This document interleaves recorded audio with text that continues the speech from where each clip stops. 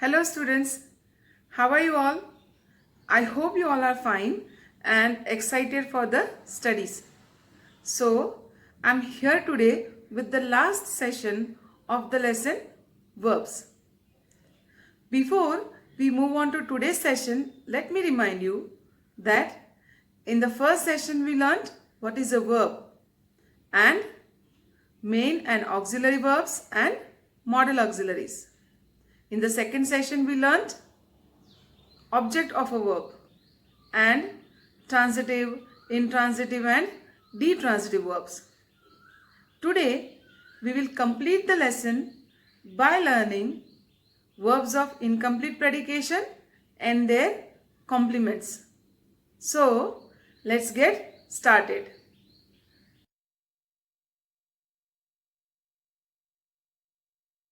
First of all, let's look at the following sentences. The dogs bark.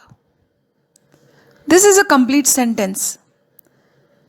The verb bark conveys a complete meaning by itself and it doesn't require any object or any other word to complete the meaning. Same way, the baby is laughing. The verb is laughing also conveys a complete meaning by itself. The bell rang. Here, the verb rang conveys a complete meaning by itself. Same way, the kite flew. The verb flew here also conveys a complete meaning by itself and doesn't require any other word to complete the meaning. So, we can say that an intransitive verb which makes a complete sense is said to be a verb of complete predication or a complete verb. Verbs denoting action or possession can have objects because an action passes over to an object. Whereas verbs like be, that is, am, are, was, were, will be and shall be, appear, seem, look, etc. show neither action nor possession, so they can't have objects. Now, let's look at the following sentences containing such verbs. The day was. Mr. Verma is. Daddy looked. Ranveer became. The player continued. Do you think these sentences were complete? Or do you think that these verbs conveyed the complete meaning? No. Now, what can be done? Because these verbs can't have objects also. Such verbs make no sense as predicates unless they are followed by a noun, an adjective, or some other words to complete their meanings. So, let's complete them. The day was windy. After adding the adjective windy, the verb was conveys the complete meaning. Mr. Verma is a doctor. After adding the noun a doctor, the verb is forms a complete predicate. Daddy looked angry. After adding the adjective angry, the verb looked forms a complete predicate. Ranveer became a soldier. After adding the noun a soldier, the verb became conveys a complete meaning and forms a complete predicate. The player continued batting. After adding the word batting, the verb continued conveys a complete meaning.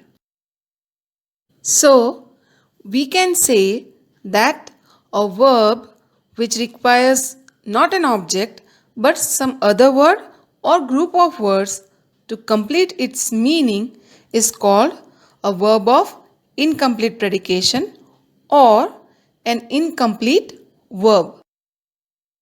The words windy, doctor, angry, soldier, and batting that we have used to complete the sentence are called the complements. So, we can say that a word or a group of words used to complete the meaning of the verb is called the complement of the verb. Now, let's understand what is a subjective complement. When the complement is used after an incomplete verb, it is called a subjective complement because it tells us something about the subject. Let's understand it through the following examples. The baby seems cheerful. In this sentence, the baby is the subject. Seems is the incomplete verb and cheerful is the complement. The complement cheerful tells us about the subject, the baby. So, the complement cheerful is a subjective complement. This magazine is of no use. In this sentence, this magazine is the subject. Is an incomplete verb and of no use is the complement and it tells us about the subject, this magazine. So, this is also a subjective complement. The dog is a faithful animal. The dog is a subject, is an incomplete verb, and a faithful animal is the complement, which tells us about the subject, the dog. So, it is also a subjective complement. This house is to let. This house is the subject, is again an incomplete verb, and to let is the complement, which tells us about the subject, this house. So, this is also a subjective complement. The rose smells sweet. The rose is the subject, smells is an incomplete verb, and adjective sweet is the complement, which tells us about the subject, the rose. So, it is a subjective complement. There are some transitive verbs which do not express complete meaning even after adding an object. Such verbs require some complement in addition to the object to complete the meaning. For example, the hunter set the tiger free. The hunter is subject, set is a transitive verb, and the tiger is the object of the verb set. Free is a complement which tells us something about the tiger, which is an object. Same way, his parents named him Prince. His parents is a subject, named is a transitive verb, and him is an object of the verb named. Prince is the complement which tells us about him, which is an object. Now, let's understand what is an objective complement. When the complement is used after a transitive verb, it is called an objective complement because it tells us something about the object. Let's understand it through the following examples. He set the bird free. The bird is an object of the transitive verb set. The complement free tells us about the bird, the object. So, this complement is an objective complement. The news filled him with laugh. Him is the object of the verb filled, and the complement with laugh tells us about him, which is an object. So, this complement is an objective complement. The news filled him with laugh.